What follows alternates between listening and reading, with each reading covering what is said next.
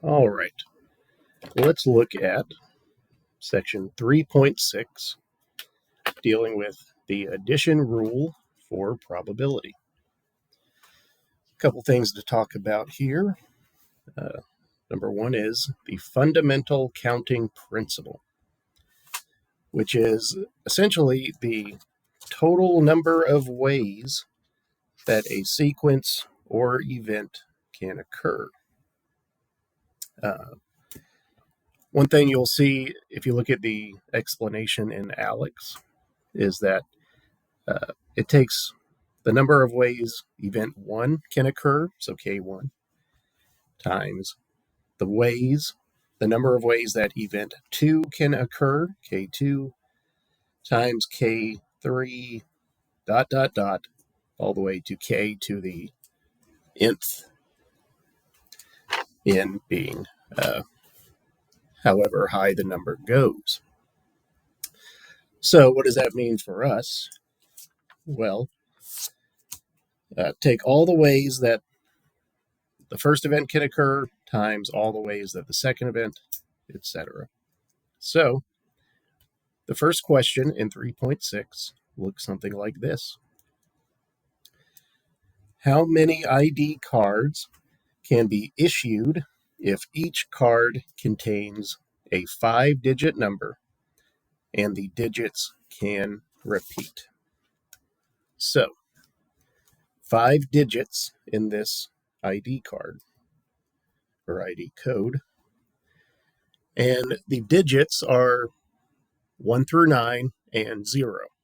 So, 0 through 9, if we count that, that's 10. So there are 10 ways that the first digit can occur, times the second digit, third digit, fourth digit, fifth digit. In other words, we have 10 to the 5th power. An exponent represents how many times a number is being multiplied. So for this problem, all it really is imagine an ID card with 10 or with 5 digits on it. Each digit can occur one of 10 ways. It can be 0, 1, 2, 3, all the way to 9. So all we have to do is, if it's a 5-digit ID code, take 10 to the power of 5. So 10. And then this upside down triangle button here will raise to any power. Raise it to the 5th power and hit enter. Or you can just multiply 10 times 10 times 10 times 10 times 10. Just multiply it 5 times, since this ID badge has 5 digits. Your number of digits will change per question. So if it's 7 digits in the ID card, just do 10 to the 7th power. Moving on. Next, we will talk about the idea of mutually exclusive events. Those are events that cannot occur at the same time. There's an example in Alex. You choose a vehicle. The vehicle is blue and a truck. Blue trucks can exist, so those are not mutually exclusive. If you go to pick a vehicle and it is a car and a truck, well, those are exclusive.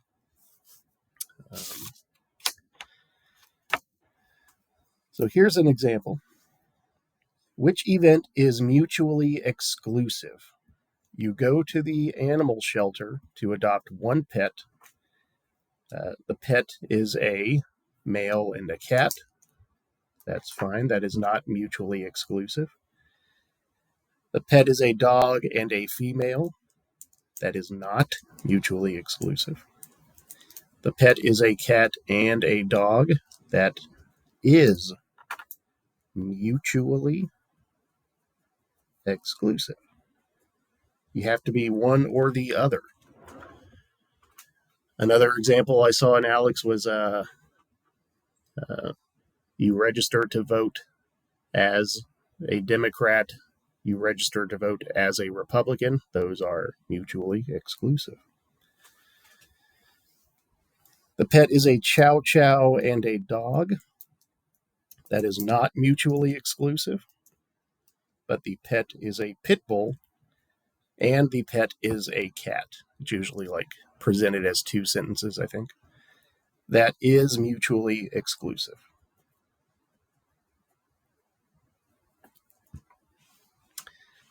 Another example I saw,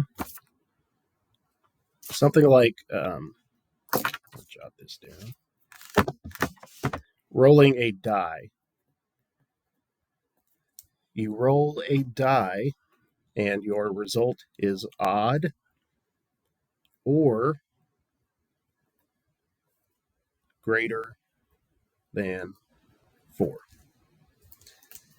And that is not mutually exclusive because 5 is both odd and greater than 4. So I think questions 2 and 3 are about the idea of mutually exclusive. Let's take a look at our next one. Questions 4, 5, and 6. We can use this example to talk about it. So now we're looking at probability problems, which we will express as a simplified fraction. There are some problems in which it will let you give a one of the questions says a decimal to 3 places or a simplified fraction. So really, we'll just use simplified fractions every time. So in this example, we have a bookshelf which has 17 horror, 25 sci-fi, 13 humor, 19 true crime, and 8 romance novels. So let's find the probability of, usually it's something like, we'll assume that these books are all the same size and that we are choosing it blindly at random. So what is the probability that you select a sci-fi book?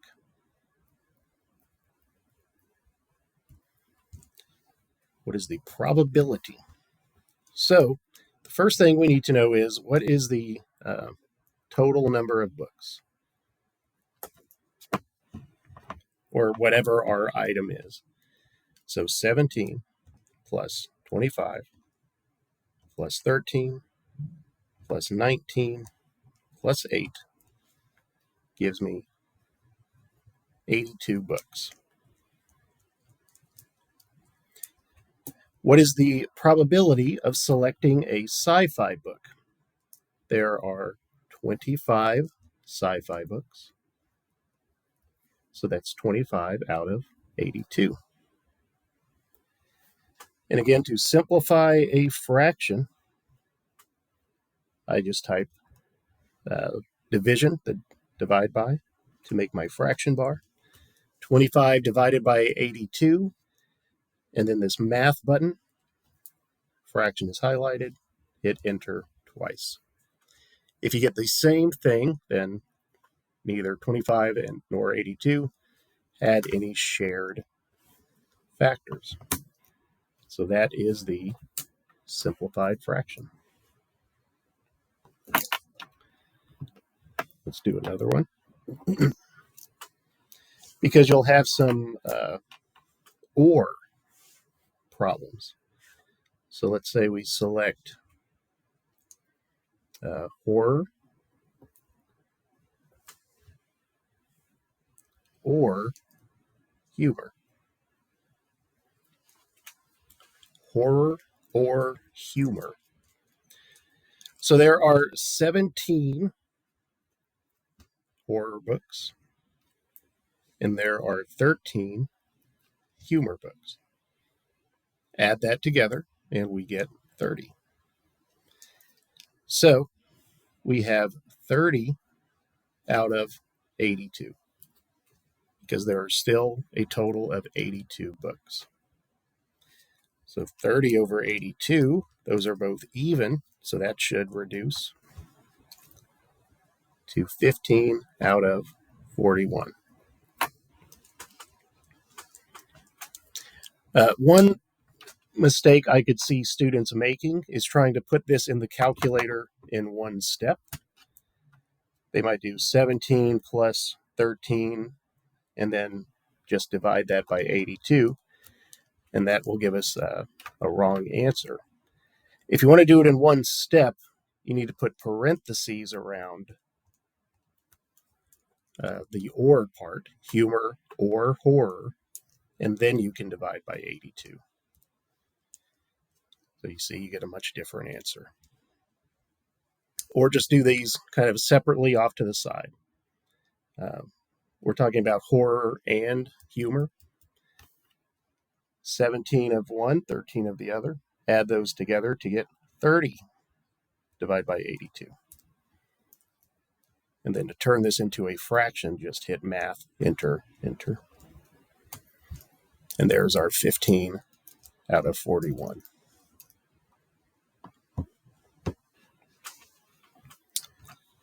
We'll turn the page here.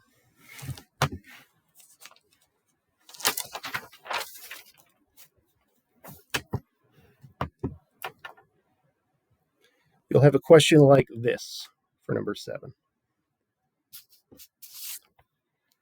A study of 400 patients found that of 130 alcoholic patients, 110 had elevated cholesterol levels. And of 270 non-alcoholic patients, 52 had elevated cholesterol levels. If a patient is selected at random, and then I trailed off, but because it's for each question here,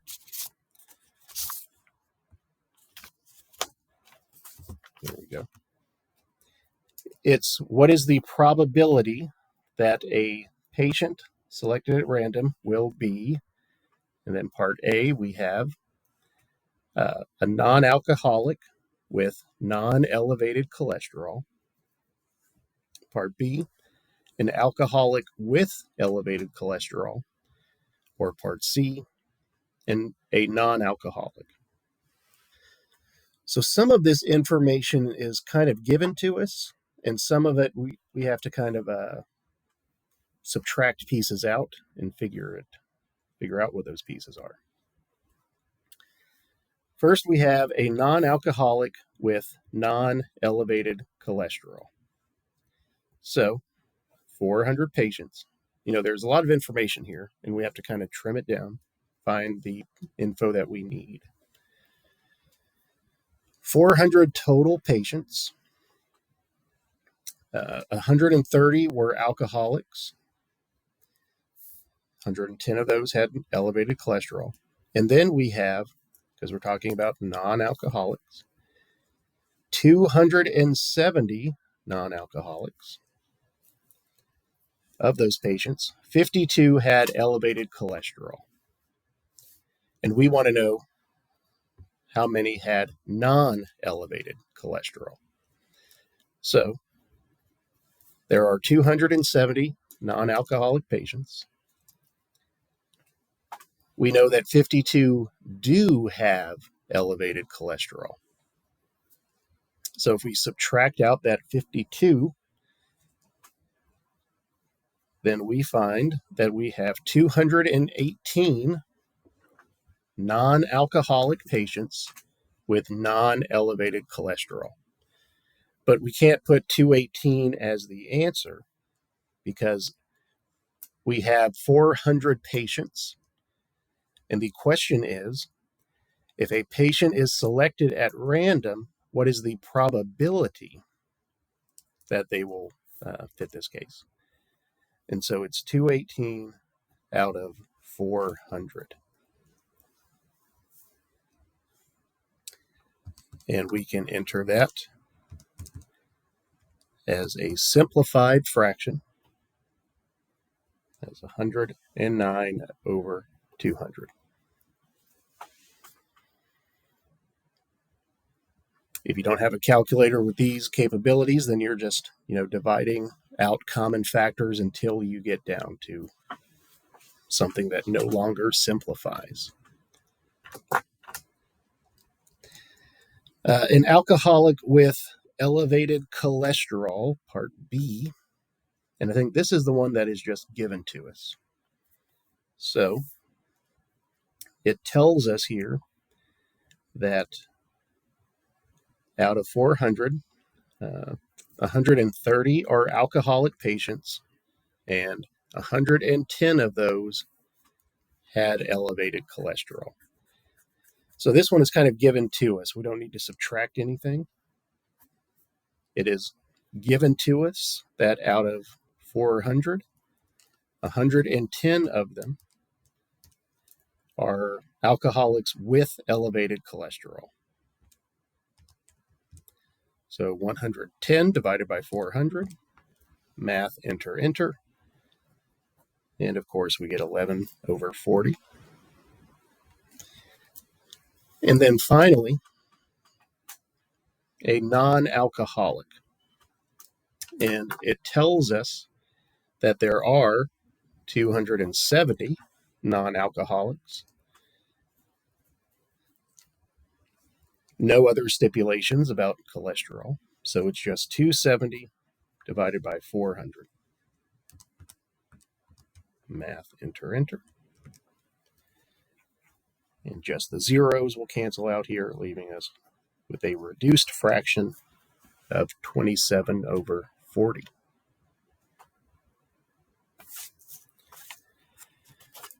Let's look at number 8.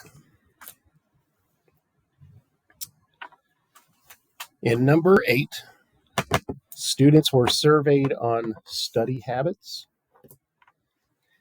And then we're given a table like this. And we need to be able to, find the information that we need from a table.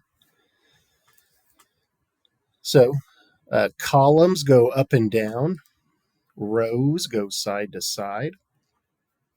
So we have a column that says how students study. They study either in a group or alone.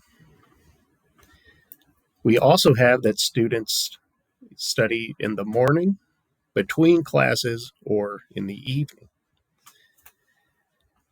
And so we can find, how many students study between classes and alone. We find alone. We find between classes. And that cell or that spot in the table is 4. So find the probability that, for part A student studies in the evening. And so first we need to know how many total students are there. So we just add up these numbers that we have here. I kind of add vertically. 2 plus 1 is 3, plus 3 plus 4 is 7, plus 8 plus 2 is 10. And we get that there are 20 total students.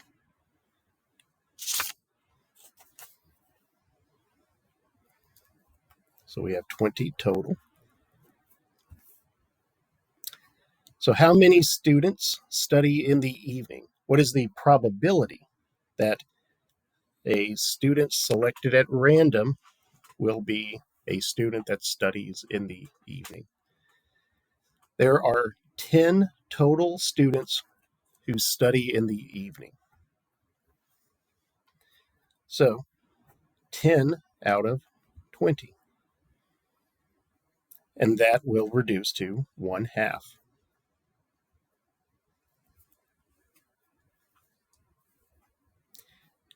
And then we get into these problems where we have to make sure that we don't count students twice.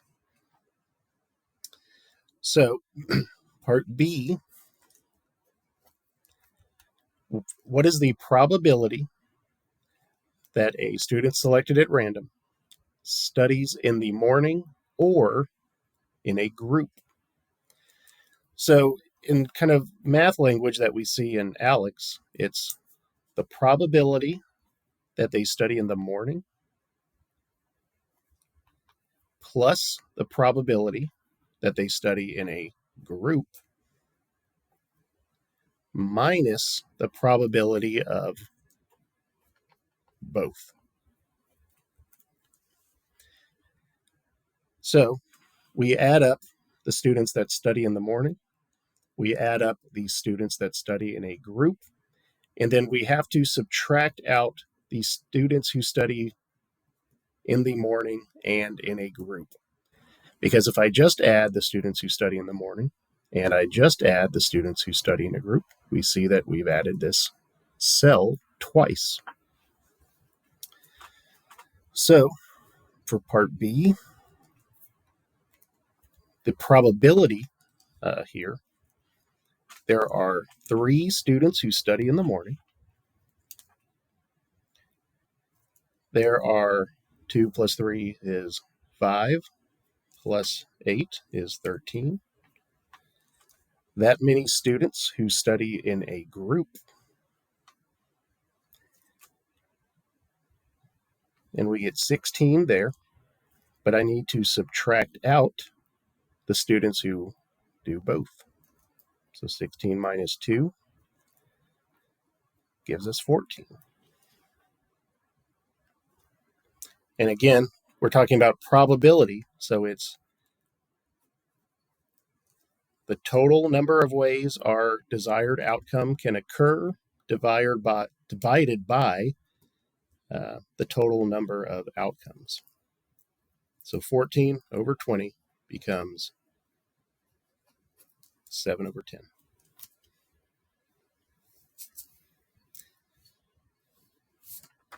We'll do that for question C here.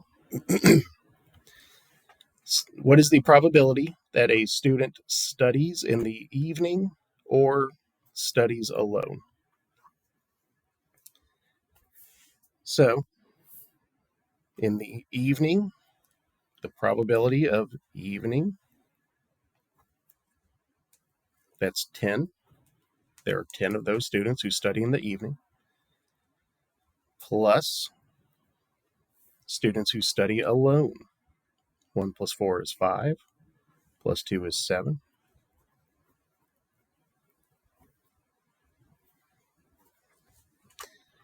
So the probability of students who study in the evening, 10 of them, plus the probability of those who study alone, which is 7.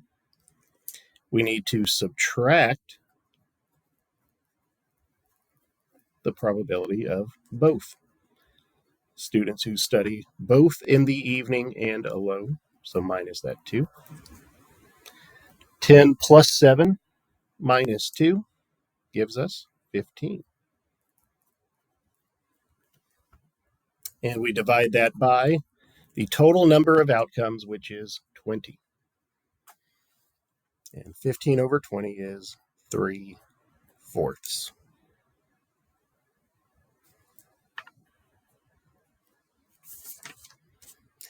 And we'll do the same thing here for number 9.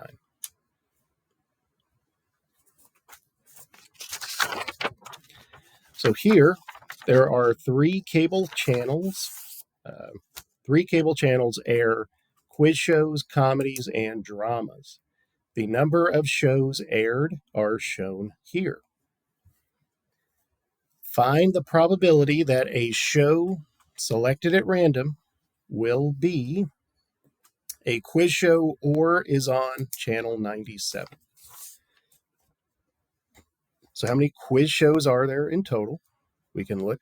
We find quiz show under type of show. 1 plus 4 plus 5 means that these 3 channels air a combined 10 quiz shows. Or is on channel 97. How many shows are on channel 97? Well, there's 4 plus 5 plus 7, which makes 16. So that gives us 26, but we need to subtract out the quiz shows that are on channel 97, this cell right here. So 26 minus 4 gives us 22. So it's 22 out of how many total shows are there?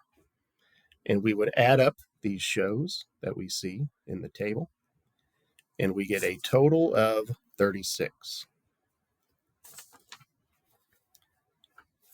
So for part A,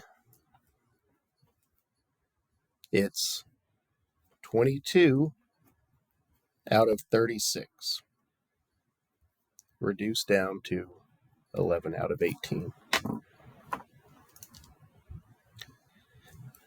For part B, you choose a show at random, what is the probability that it is a drama or a comedy?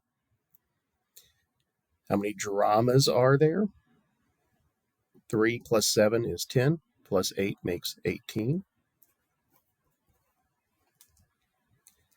Or a comedy, 1 plus 5 is 6, plus 2 is 8.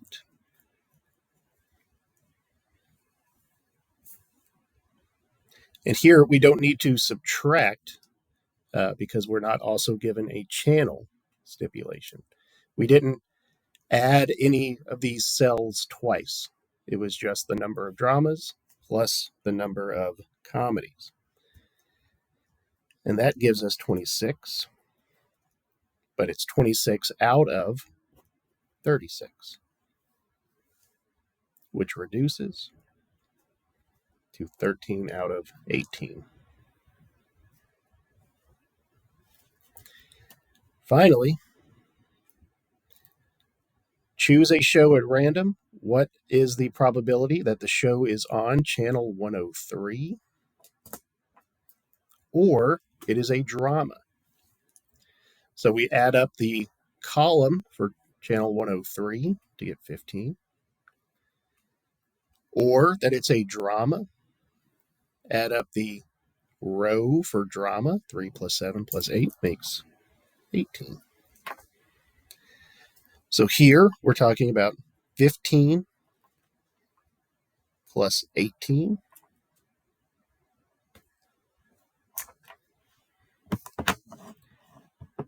But we need to subtract out